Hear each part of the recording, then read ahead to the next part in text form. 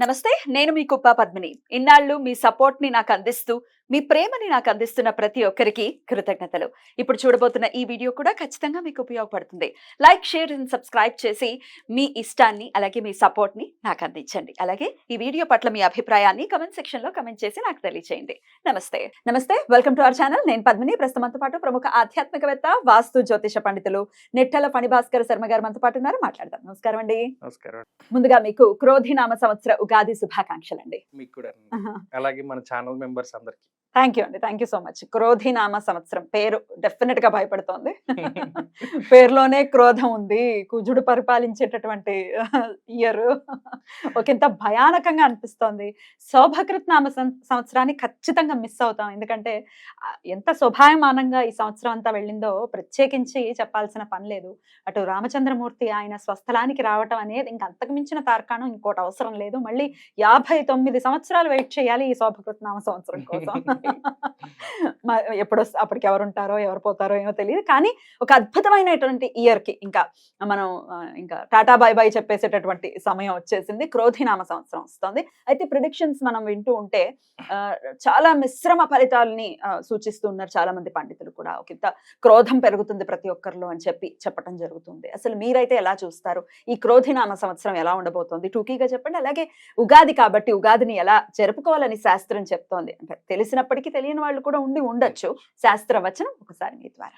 తప్పకుండా. క్రోధి అన్న పేరు చాలా మంది అంటే మనం గతంలో పేర్లు చూసాం. హేమలంబి, విళంబి, వికారి, శార్వరి, ప్లవ, శుభకృత్, శోభకృత్ ఇవన్నీ పేర్లు చూసాం కదా. అయితే పేరుకి ప్రాధాన్యత ఉంటుంది. యాక్చువల్గా ఈ పేర్లు ఎలా వచ్చాయంటే ఇవన్నీ నారదుడి యొక్క సంతానం తాలూకు పేర్లు. అయితే ఈ క్రోధినామ సంవత్సరంలో పేరును బట్టి కాకుండా నవనాయకులను చూసే మనం ఎక్కువ భయపడాలి. ఎందుకంటే ఈ సంవత్సరంలో నవనాయకుల్లో 7 పాపగ్రహాలు ఉన్నారు.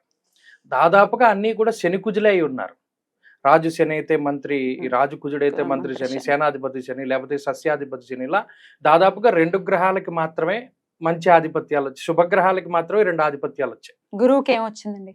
సస్యాధిపతి అనుకుంటా, చూడాలి. అయితే శుభగ్రహాలకి 2 ఆధిపత్యాలు వచ్చాయి, పాపగ్రహాలకి 7 ఆధిపత్యాలు వచ్చాయి. దానివల్ల చూస్తే ఇటు అనావృష్టి సంకేతాలు ఎక్కువగా కనబడుతూ ఉంటాయి. అంటే నీళ్లు దొరకక కరువు వచ్చేటువంటి సూచనలు చాలా ఎక్కువగా కనబడుతూ ఉన్నాయి. అందుకనే నీళ్లు చాలా పొదుపుగా వాడుకోవాలి ఈ సంవత్సరంలో ప్రత్యేకించి.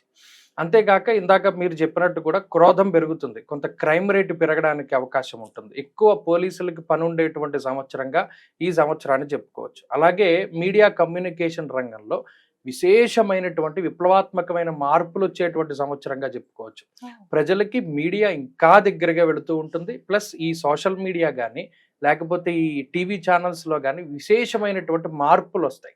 ఇప్పుడున్నటువంటి మార్పులు ఉండవు. ప్రజలు వ్యవహరించేటువంటి తీరు కానీ లేదా ఈ టెక్నాలజీ ఉండేటువంటి తీరు ఇవన్నీ కూడా మారిపోతాయి. అలాగే రక్షణ శాఖకి ఎక్కువ పని ఉండేటువంటి సంవత్సరంగా ఈ సంవత్సరాన్ని చెప్పచ్చు. అలాగే ఈ సంవత్సరంలో కూడా చాలా జాగ్రత్తగా ఉండడం మంచిది. ఎందుకంటే ఎండలు చాలా ఎక్కువగా ఉంటాయి, వర్షాలు తక్కువగా ఉండడానికి అవకాశం ఉంటుంది. అంటే ఎందుకు ఇంత నెగిటివ్గా మాట్లాడాల్సి వస్తుంది అంటే ఒక సంవత్సరం ఎలా ఉంది పంచాంగ శ్రవణాన్ని చూసి మనం తెలుసుకోవాలి. ఆ సంవత్సరంలో వర్షాధారిత పంటలు వేసుకోవాలా లేకపోతే వేసుకోకూడదా అనేటువంటిది తెలిసి ఉండాలి. ఇప్పుడున్నటువంటి పరిస్థితిని చూస్తే వర్షాధారిత పంటలకి అంత అవకాశం లేనట్టు తెలుస్తోంది. అలాగే బంగారం రేటు తగ్గుముఖం పడుతుంది. ఇది ఒక ప్లస్. కొంతమందికి ప్లస్, కొంతమందికి ప్లస్. ఎందుకంటే శుక్రుని యొక్క రాశిలోకి గురుని యొక్క సంచారం జరగబోతోంది. అది ఇప్పుడు పెరుగుతున్నటువంటి బంగారం రేటు తగ్గుతుంది, పెట్రోల్ ప్రైజెస్ తగ్గుతాయి. అలాగే ఈ కమ్యూనికేషన్, టెలికమ్యూనికేషన్ ఇవన్నీ విపరీతంగా అభివృద్ధి చెందుతాయి. ఇవన్నీ జరగడానికి అవకాశం ఉంది. కాకపోతే చెప్పినట్టు క్రైమ్ రేటు పెరుగుతుంది, అనావృష్టి పెరుగుతుంది, కొన్ని నెగటివ్స్ ఉన్నాయి. వర్షాధారిత పంటలు ఎక్కువ పండవు కాబట్టి తక్కువగా వర్షం మీద ఆధారపడేటువంటి పంటలను పండుకోవాలి. మన జీవితాల్లో విపత్తు ఎలా వస్తుందో మనం అంచనా వేయలేం. ఎలా అయినా వచ్చేయచ్చు, ఎప్పుడైనా వచ్చేయచ్చు, అలా క్షణంలో కూడా జరగచ్చు. ఎలాంటి ఆరాధన చేసుకుంటూ ఉండాలి ఈ సంవత్సరం పాటు అంటే ఏం చెప్తారు? మన ఇష్టదేవతారాధనే ప్రధానంగా చాలా మంచిదండి. అందులో ఇంకోటి ఏంటంటే ఈ గ్రహస్థితి ఈ విధంగా ఉన్నప్పుడు యజ్ఞయాగాది క్రతువులు చేసేటువంటి వారిని ఎక్కువ ప్రోత్సహించాలి. ఇదివరకు కాలంలో అగ్నిష్టోమ సోమ యాగాలు, లేకపోతేనేమో మహారుద్ర యాగాలు, అతిరుద్ర యాగాలు ఇవి ఎక్కువగా జరుగుతూ ఉండేవి. ఇప్పుడు వాటికి ఆదరణ తక్కువగా ఉన్నది. అంటే ఏమంటే ఇదంతా ఖర్చుతో కూడి ఉన్నటువంటి వ్యవహారం కాబట్టి ఎవరు కూడా అంత స్పందించడం లేదు. ఇలా యజ్ఞయాగాది క్రతువులు చేసేటువంటి వారిని ప్రోత్సహించడము, అలాగే ఈ వాతావరణం కోసం విశేషించి యజ్ఞయాగాది క్రతువులు చేస్తూ ఉండడం లాంటివి చేయాలి. అలాగే ఇష్టదేవతారాధన చేయడము, అలాగే ఎక్కడికక్కడ మనం వస్తూ ఉండేటువంటి పండగలు ఏవైతే ఉంటారో వాటిని చక్కగా శాస్త్రీయబద్ధంగా మనం ఆచరిస్తూ ఉండాలి. అలా చేసుకుంటూ వెళ్ళగలిగితే బాగానే ఉంటుంది. అలాగే ఈ నవనాయకులకి ఎప్పుడైతే ఈ దుష్టగ్రహాలు ఆధిపత్యం వచ్చాయో కొంత మనం వెనక్కి తగ్గి ఉండడమే మంచిది. ఫాల్స్ ప్రెస్టేజ్కి ఎక్కువ వెళ్ళకూడదు ఈ సంవత్సరం. ఫాల్స్ ప్రెస్టేజ్కి వెళ్ళిన ప్రతి ఒక్కరూ దెబ్బతింటారు. మనకి ఏది ఉందో దాన్ని చూపించుకోవడానికి ప్రయత్నం చేయాలి తప్పితే లేని దాన్ని ఉన్నట్టు చూపించుకోవడానికి ఎవరైనా ప్రయత్నం చేస్తే వారు దెబ్బతింటారు. రెండోది వ్యసనాలకి దూరంగా ఉండడం చాలా మంచిది. ఇంకోటి ఏంటంటే పైగా సంపాదించేటువంటి వాళ్ళందరూ వాళ్లే అయి ఉంటారు ఈ సంవత్సరంలో. ఎక్కువ వాటి మీద లిక్కర్ మీద సంపాదించేవారు, మైనింగ్ మీద సంపాదించేవారు, రియల్ ఎస్టేట్ మీద సంపాదించేవారు వీరు చాలా ఎక్కువగా ఉంటారు. ఆయా రంగాలు ఎక్కువగా ఈసారి బాగుంటాయి. రాజకీయాల పరంగా వాట్ ఈస్ యువర్ ఒపీనియన్? అటు కేంద్రం కావచ్చు, ఇటు రాష్ట్రంలో కావచ్చు, ఆంధ్ర రాష్ట్రంలో. అవి రాజకీయాలు అంటే ఇండివిజువల్ జాతకాలను బట్టి ఉంటుందా, కానీ ఈసారి మాత్రం కొంత ఘర్షణ వాతావరణం అయితే చాలా ఎక్కువగా ఉంటుంది ఈ రాజకీయ పరంగా గానీ వీటి పరంగా. అందుకనే మేము యాక్చువల్ గా జూన్ 4వ తారీఖున కాశీ వెళ్దాం అనుకున్నాం. ఆ టికెట్లు వాయిదా వేసుకున్నాం. ఘర్షణ ఉంటుంది అప్పుడే రిజల్ట్ కదా. జూన్ 4నే మా ప్రయాణం ఉండేది, ఇంకా వాయిదా వేసుకున్నాం. ఎందుకంటే మనకి తెలిసింది మనమే పాటించాలి ఫస్ట్. సో ఆ టైం ఘర్షణ అవి ఎక్కువగా ఉంటాయి కాబట్టి ఎందుకులే అని మానేసాం. రైట్ అండి. ఇక కుజుడు మేజర్ గా కుజుడే రూల్ చేస్తూ ఉంటాడు ఈ ఇయర్ కాబట్టి మామూలుగా మనం వింటూ ఉంటాము ఏ గ్రహానికి సంబంధించి వాళ్ళు కొన్ని ఇండికేషన్స్ ఇస్తూ ఉంటాయి. ఇలా ఉంటే బెటర్ రిజల్ట్స్ ఇస్తాము, ఇలా ఉంటే ఇవ్వము అని చెప్పి. కుజుడికి ఎలా ఉంటే ఆయన శాంతి పొందుతాడు అంటే ఏం చెప్తారు? అదేం లేదండి. ఇక్కడ గతంలో కూడా కుజుడు ఆధిపత్యం వహించినటువంటి సంవత్సరాలు ఉన్నాయి. గత 5 సంవత్సరాల్లో కూడా ఆయనకు నచ్చే పనులు చేస్తే మనకేమి ఆయన నుంచి గుడ్ రిజల్ట్స్ ఉండవా? అది నా ప్రశ్న.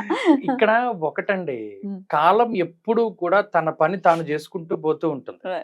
ఇప్పుడు మీకు ఇది ఎక్కువగా అంటే నేను ఎక్కువ దత్తాత్రేయుడిని ఎందుకు మనం తీసుకుంటూ ఉంటామంటే ఆయన త్రిమూర్తి స్వరూపం అయినప్పటికీ ఆయన సృష్టి స్థితి లయాలకి సంబంధించినటువంటి సంకల్ప స్వరూపం.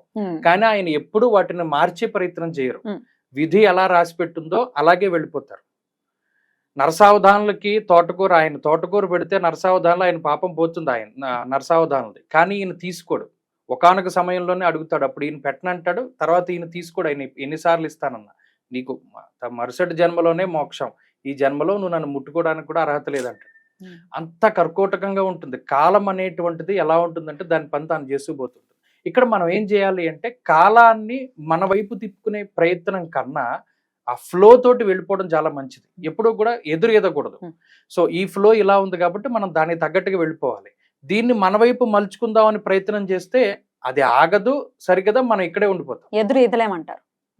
కాబట్టి ఇక్కడ ఒక గ్రహానికి సంబంధించినటువంటి అంటే చేసుకోవచ్చు, తప్పలేదు.